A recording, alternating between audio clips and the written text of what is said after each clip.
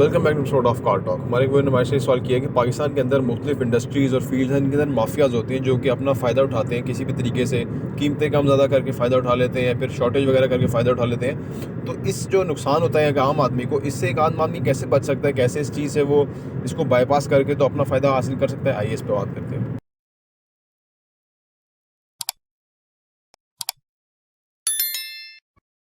अस्सलाम वालेकुम रहमतुल्लाहि व बरकातुहू। मेरा नाम अहमद वकील है, आप देख रहे हैं प्रॉपर्टी इंजीवी। एक किताब है एटॉमिक हैबिट्स, उसमें उन्होंने बताया है कि छोटी छोटी आदत जो हैं वो कैसे बहुत बड़ा बड़ा इम्पैक्ट क्रिएट करती हैं इंसान की ज़िंदगी के अंदर, छोटी छोटी आदत।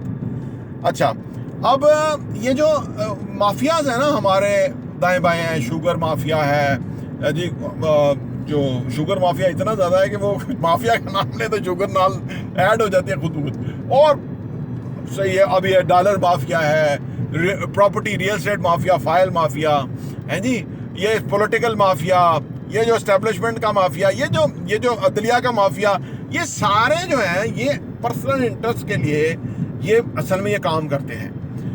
माफिया मतलब यही है कि जो इंसाफ पसंदी पे ना काम करे, पर्सनल इंटरेस्ट के लिए काम करे और ज़्यादा लोगों का जो है उसमें लॉस हो और वो तमाशा बने रहें और उनका कोई पुरसाने हाल ना हो। अच्छा, इसको हम हैंडल कैसे करें, ये बहुत ज़बरदस्त सवाल है। देखिए, हाँ, ये जो इंसान है ना, अगर इनको अपनी अहमियत का पता ना हो तो ये बिल्कुल टगे टोकरी पे हो जाता है। अगर इंसान को अपनी इंपॉर्टेंस और अहमियत का एहसास हो जाए ना, तो यकीन करें ये बहुत ख़तरनाक चीज़ हो जाती है। कोई माफिया इसके आगे खड़ा नहीं हो सकता।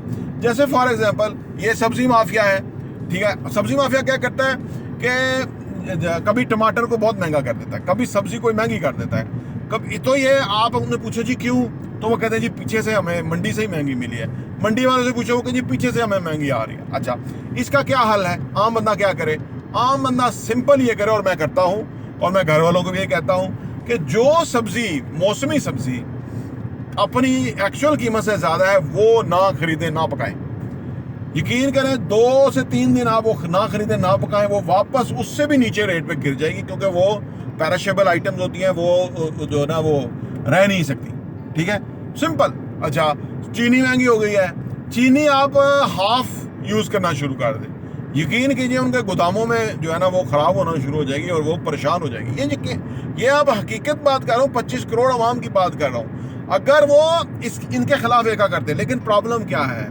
प्रॉब्लम ये है कि हम इंसान, मैं वही बताया ना, जैसे ये जो जमहूरियत के जो कातिल हैं, इनके खिलाफ अगर लोग आवाज़ उठा, 25 करोड़ आवाम सिर्फ बाहर निकल के 9:01 से लेके 9:02 तक, 1 मिनट के लिए सिर्फ ये कहें 25 करोड़ आवाम आज़ादी, एक साथ बोलें, इतना शोर होगा कि इन जाबरों के, डिक्टेटरों के कान फट जाएंगे।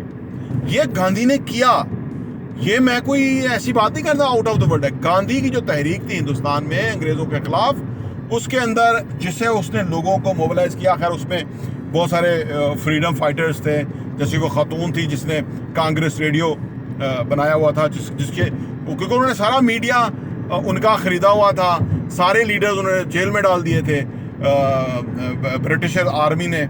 और फिर वो जो लोगों ने काम किया, लोगों को जो मोबिलाइज किया, तो वो परेशान होकर भागे यहाँ से। तो बड़ा टाइम लग गया है ये करने के लिए, ऐसे काम आसानी से तो नहीं होते। तो यानी आप देखें कि ये जो भी माफिया होगा, ठीक है ना, अगर आज हम सुप्रीम कोर्ट के सामने 25 करोड़ आवाम निकल आए, तो वो सुप्रीम कोर्ट की जो तराजू नहीं लगा हुआ जिसपे सही बराबर तोला नहीं जाता, उस तराजू से लेके शादरा तक और उधर से कई केपे की पेशावर तक आवाम सड़क पे होगी। तो ये जजों की क्या औकात है? ये क्या बेचते हैं अगर आवाम इस तरह निकल आए? तो प्रॉब्लम ये है कि हम, आवाम का प्रॉब्लम यह है कि वो अपने ना हकूक जानते हैं, ना वो जानते हैं कि हमने कैसे, क्योंकि असल मसला यह है कि ये जो जर्नैलों ने और सियासतदानों ने, मजमूई तौर पे मुशर्रफ भी आया था ना, उसने भी बड़ा लोगों को एजुकेशन की बात की थी, लेकिन उसने फिर जाके चौधरी शुजात चोरों से मिलके उसने भी लूट मार की और उसने भी इस मुल्क को नुकसान पहुंचाया। ये आवाम को शऊर नहीं देने देते, जो हम आप अपने चैनल पे शऊर का काम कर रहे हैं, और इस तरह अगर और लोग भी काम करें अवाम को जब शऊर आ गया तो ये नाइंसाफी हो ही नहीं सकेगी, ये अपना कोई कर्तव्य नहीं दिखा सकेंगे, क्योंकि लोगों को शऊर होगा। लोग कहेंगे भाईजान इलेक्शन कराओ 90 डेज के अंदर। तो ये मसला है। और दुनिया में तो नहीं होता ना इस तरह से। दुनिया में आपने देखा है कि वो कुछ भी हो, लोग इतना प्रोटेस्ट करते हैं सीरियसली कि वो सारी हुकूमती मशीनरी हिल जाती है। बाशऊर अवाम है। हमारी आवाम भी जिस दिन बाशऊर हो गई, और अवाम बाशऊर किताबें पढ़ने से नहीं, ये जमातें यानी तालीम जो उन्होंने उससे नहीं होती। अवाम बाशऊर होती है कि जब उनको सियासी शऊर आ जाए। चाहे अनपढ़ होगा, उसे पता होगा कि यार हमारी राय का एहतराम आपको करना ही पड़ेगा, क्योंकि आपके बाप का मुल्क नहीं है, हमारा भी उतना ही बाप का मुल्क है जितना तेरे बाप का मुल्क है।